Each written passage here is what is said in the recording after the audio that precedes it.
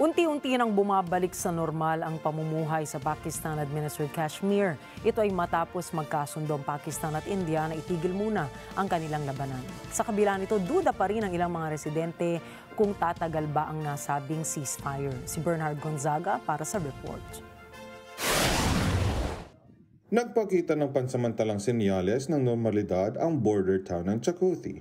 Ang bayang ito ang dahilan ng palitan ng pag-atake sa pagitan ng India at Pakistan. Matapos ang anunsyo ng ceasefire, bumalik ang mga may-ari ng mga tindahan upang tingnan ang damage sa kanilang mga negosyo at upang magbukas na muli. Subalit marami sa mga residente na lumikas palayo sa karahasan ang ayaw pa ring bumalik. कारोबार तो हम जरूर शुरू करेंगे लेकिन इसको फिर दोबारा सेटल करते हुए हमें कई दिन लग जाएंगे क्योंकि जो हमारे लोग यहाँ से मुंतकिल हो चुके हैं दूसरे इलाकों में उनको आते हुए कुछ देर भी लगेगी और फिर दूसरी बात यह है कि जब तक कोई बाकायदा सीज फायर के मायदे पर बाकायदा दस्तखत होकर कुछ इसका लाएमल नहीं तय होता उस वक्त तक मेरा ख्याल लोग वापस नहीं आएंगे. Nagkasundo man ang nuclear-armed neighbors na tigilan ang cross-border firing sa Kashmir para sa locals, hindi sapat ang pansamantalang ceasefire. ये आलमी दुनिया से अपील करूंगा कि अगर वाकई आप अमन चाहते हो आप दोनों मुल्कों को जो कि एटमी मुल्क हैं उनके दरमियान जंगबंदी चाहते हो तो फिर कश्मीर का मसला फौरी हल करना होगा. बसूरत दीगर ये अमन चंद दिन के लिए तो हो सकता है लेकिन मुस्तकिल नहीं हो सकता और कश्मीरी इसके मुतमल नहीं हो सकते.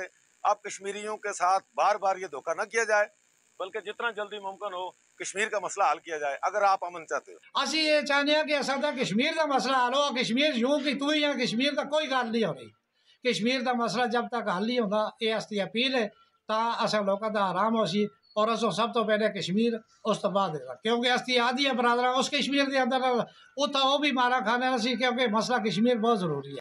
Ang ceasefire noong Sabado ay pansamantalang pagtigil ng labanan na nagsimula noong Miyerkules 2 linggo matapos mapatay ang 26 na katao sa pag-atake na tumarget sa Hindus sa Pahalgam sa Indian-administered Kashmir.